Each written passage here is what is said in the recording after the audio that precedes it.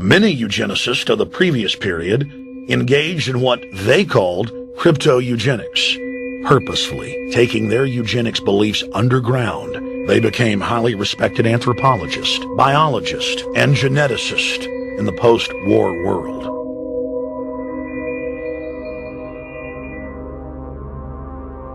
The Allies then smuggled thousands of Nazi scientists out of Germany and placed them in key scientific positions, ranging from bioweapons to rocketry throughout the military-industrial complex.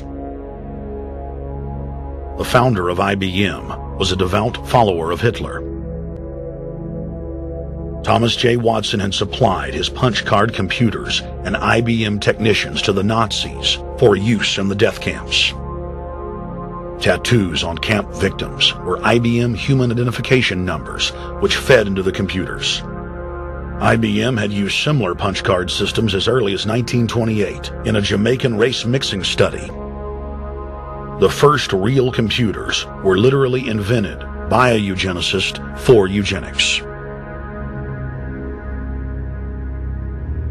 UN chieftain and unrepentant eugenicist Julian Huxley argued that since the leaders of eugenics had founded the environmental and conservation movements, that they should be used as vehicles in the formation of a world government. Just as H.G. Wells had envisioned, this government would be controlled by a scientific dictatorship and would be guided by the principles of eugenics. Huxley created the World Wildlife Fund with Bilderberg founder and former SS officer Prince Bernhard of the Netherlands and Prince Philip of England. In the event that I am reincarnated, I would like to return as a deadly virus in order to contribute something to solve overpopulation. Prince Philip, reported by Deutsche Presse-Agentur, DPA, August 1988. Aldous Huxley, author of Brave New World and brother of Julian Huxley, gave a speech at Berkeley in 1962, shortly before his death. He admitted that his best-selling book, Brave New World, written in 1932, was based not on fiction, but on what the elite were actually planning to implement. And here I would like briefly to compare the parable of Brave New World with another parable which was put forth more recently in George Orwell's book 1984. I'm inclined to think that the scientific dictatorships of the future, and I think there are going to be scientific dictatorships in many parts of the world, will be probably a good deal nearer to the Brave New World pattern than to the 1984 pattern. They will be a good deal nearer, not because of any humanitarian qualms in the scientific dictators, but simply because the Brave New World pattern is probably a good deal more efficient than the other. That if you can get people to consent to the state of affairs in which they are living, the state of servitude, the state of being, well, it seems to me that the nature of the ultimate revolution with which we are now faced is precisely this, that we are in process of developing a whole series of techniques which will enable the controlling oligarchy, who have always existed and presumably always will exist, to get people actually to love their servitude. People can be made to enjoy a state of affairs which, by any decent standard, they ought not to enjoy.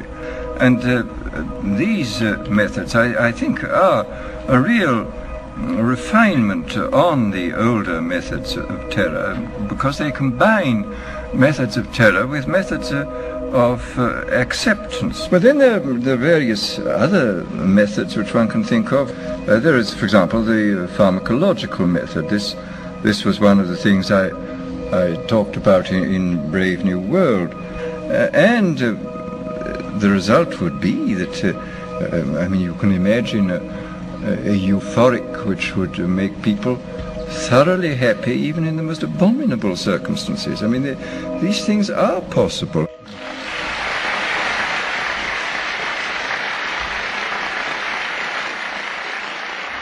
The elite have left a massive wave of destruction behind them as they cold-bloodedly experiment on civilian populations as if we are lab rats. A string of congressional investigations has uncovered more than 20,000 secret tests that were carried out against the American people between 1910 and 2000.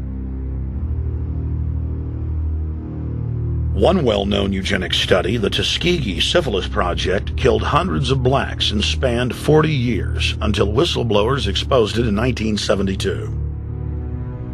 From 1943 until present, the British have tested lethal nerve gas on their own personnel, on land, air, and sea. Many died instantly. Still others died grueling deaths over several years. The federal government commissioned secret radiation experiments on thousands of non-consenting patients. Hundreds of hospitals in the U.S.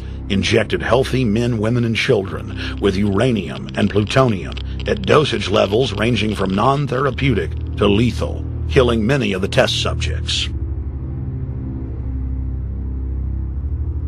Pregnant wives of GIs were given vitamins by base doctors that actually consisted of highly radioactive uranium-239 and plutonium-241, resulting in violent miscarriages and the death of the mothers.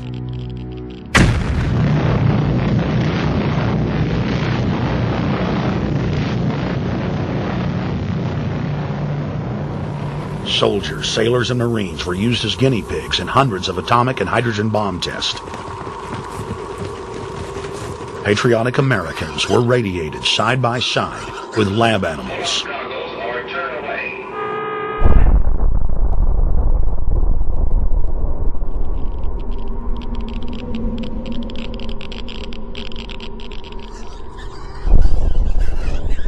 Pilots were forced to repeatedly fly through mushroom clouds of DNA-destroying radiation.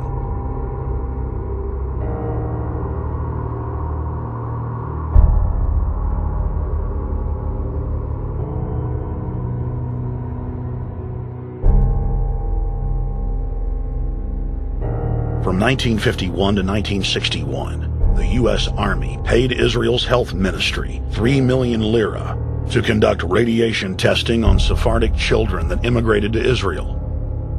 The government-run public schools would tell the children that they were going to get a medical checkup and that they were receiving an X-ray.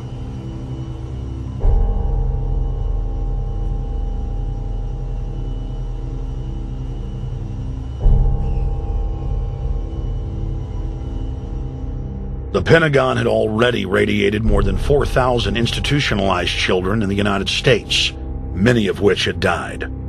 More than 110,000 of the darker-skinned Jews were given 35,000 times the maximum dose of X-rays to the head repeatedly. Many of the children died within months. All of them lost their hair. Some still live today and endure excruciating health problems. The covert testing of chemical, biological, and radiological agents on unsuspecting populations continues worldwide today. From 1940 to 1979, the vast majority of the British population was sprayed by aircraft more than 2,000 times with deadly chemicals and microorganisms without ever being told. In 1968, the Pentagon tested a deadly bioweapon on New York subways and placed personnel in local hospitals to monitor the effects. Aggressive sterilization of men and women continued in many states until the mid-1980s. The United States and England are currently testing pesticides and highly toxic experimental drugs on tens of thousands of healthy foster children, many of which die as a result of the experiments. Prisons across the nation have forced inmates to participate in grisly experiments, ranging from pesticide studies to having tablets of dioxin sewed into their backs. Gradually, by selective breeding, the congenital differences between rulers and ruled will increase until they become almost different species. A revolt of the plebs would become as unthinkable as an organized insurrection of sheep against the practice of eating mutton. Bertrand Russell. H.G. Wells, Aldous Huxley, Bertrand Russell, and hundreds of other eugenicists constantly bragged about how the establishment believed themselves to be a separate, more advanced species.